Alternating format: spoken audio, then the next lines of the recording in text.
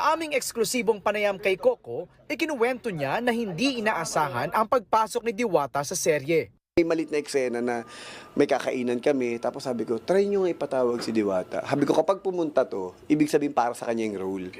Nagka-creative ako nun, bigla siyang dumating. Matapos ang maiksing eksena ni Diwata, kinausap na siya ng masinsinan ni Coco.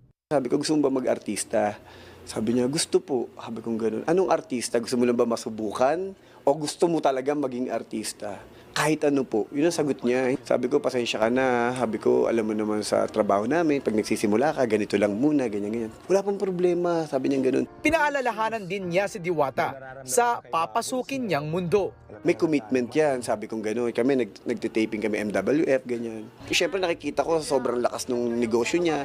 I'm sure busy siya, ang daming tao niya ng mga nakakausap niya. And then after that, sabi ko, sige, sabi kong gano'n. Pag dumating ka sa set, titignan ko yung kakayanan.